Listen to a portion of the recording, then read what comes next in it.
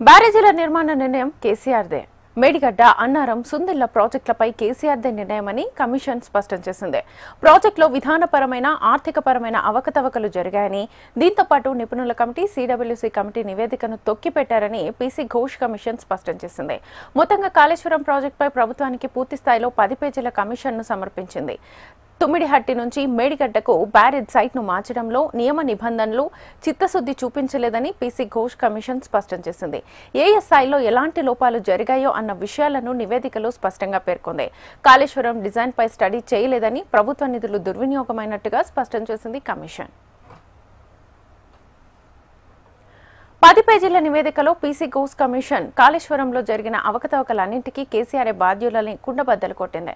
ఆయనతో పాటు హరీష్ రావు, ఈటెల రాజేందర్, ఐఏఎస్లు SK Joshi, Smita Sabharwal, ENC Muralidhar Rao, chief engineering హరిరామ్ల తప్పిదాలను ఎత్తి చూపించింది. అప్పటి సీఎం కేసీఆర్ ఉద్దేశపూర్వకంగానే ఎక్స్పర్ట్ కమిటీ ఇచ్చిన నివేదికను తొక్కిపెట్టారని, విధానపరమైన విషయాల్లోనూ నిర్లక్ష్యంగా వ్యవహరించారని వెల్లడించింది. కేసీఆర్ తీసుకున్న నిర్ణయాల కారణంగానే ప్రాజెక్ట్ డిజైన్ల నుంచి మెయింటెనెన్స్ల దాకా తప్పిదాలు చోటు చేసుకుంటున్నాయని స్పష్టం చేసింది. హరీష్ రావు కూడా ఎక్స్పర్ట్ కమిటీ ఇచ్చిన నివేదికను పరిగణలోకి తీసుకోలేదని పేర్కొంది. అప్పటి ఆర్థిక శాఖ మంత్రి ఈటెల రాజేందర్ కూడా కొత్తగా ఏర్పాటైన రాష్ట్ర స్థితిని నిలబెట్టడంలో విఫలమయ్యారని, కాళేశ్వరం ప్రాజెక్టు విషయంలో నిర్లక్ష్యంగా నిర్ణయాలు తీసుకున్నారని తెలిసింది PC Ghosh commission. Kaleshwaram irrigation project corporation limited chairman గా ఉన్న ఎస్కే జోషి రూల్స్ కు విరుద్ధంగా అప్రూవల్స్ ఇచ్చారని, ఎక్స్పర్ట్ కమిటీ నివేదికను పట్టించుకోలేదని అభియోగాలు మోపింది. అప్పట్లో చీఫ్ మినిస్టర్ సెక్రటరీగా ఉన్న స్మితా సబర్వాల్ విధుల్లో నిర్లక్ష్యం వహించారని కమిషన్ పేర్కొంది.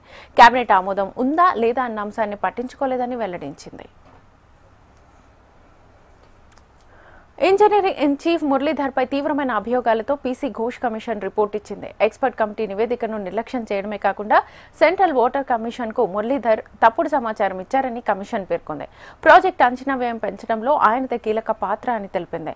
ప్రాజెక్టు నిర్మాణం తర్వాత ఆపరేషన్ అండ్ మెయింటెనెన్స్ విషయంలోనూ మురళీధర్ నిర్లక్ష్యం చేశారని కమిషన్ నివేదిక ఇచ్చింది. కేఏపీసీఎల్ ఎంటీగా ఉన్న హరిరామ్ బ్యారేజీల విషయంలో తనకు ఏమీ తెలియదన్నట్లుగా వ్యవహరించారని పేర్కొంది. వీరితో పాటు పలువురు చీఫ్ ఇంజనీర్లపై అభియోగాలతో కమిషన్ రిపోర్ట్ను అందజేసింది.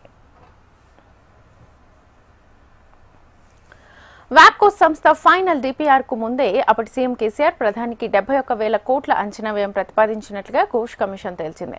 బ్యారేజీల నిర్మాణానికి ఇచ్చిన జీవో 231, 232, 233లకు కేబినెట్ అప్రూవల్ లేదని కుండబద్దలు చేసింది. బ్యారేజ్ లొకేషన్లను మార్చడానికి 2016 అక్టోబర్లో నిర్ణయం తీసుకుంటే, అంతకుముందు అదే ఏడాది ఆగస్టులో కాంట్రాక్టులు ఇచ్చారని, వాప్కోస్ ను కనీసం సంప్రదించలేదని తెలిపింది. ఏకమొత్తంలో కాంట్రాక్టర్స్ కి డబ్బులు ముట్టజెప్పారని వెల్లడించింది. మేడిగడ్డ ప్రాజెక్టు పూర్తి కాకముందే పూర్తయినట్లుగా సర్టిఫికెట్ తీసుకుని ఏజెన్సీలకు లబ్ధి చేకూర్చినట్లుగా పేర్కొంది. డిజైన్లు, quantity, slope protection, staff quarters అంటూ ప్రాజెక్టు వ్యయాన్ని ఇష్టారీతిన పెంచుకుంటూ పోయారని ఘోష్ కమిషన్ తెలిపింది. 38,500 కోట్ల అంచనా వ్యయంతో ప్రారంభమైన ప్రాజెక్టు 2016లో 71,000 కోట్లకు పెంచారని తెలిపింది. మార్చి 2022కు ప్రభుత్వం నుంచి 1,10,248 కోట్లు అప్రూవల్ చేశారని వెల్లడించింది.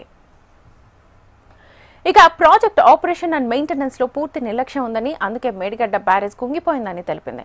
నీటి మళ్లింపు డిజైన్లతో కట్టిన ప్రాజెక్టులో అప్పటి సీఎం కేసీఆర్ ఆదేశాలతో ఎప్పుడూ నీటిని నిల్వ చేశారని పేర్కొంది.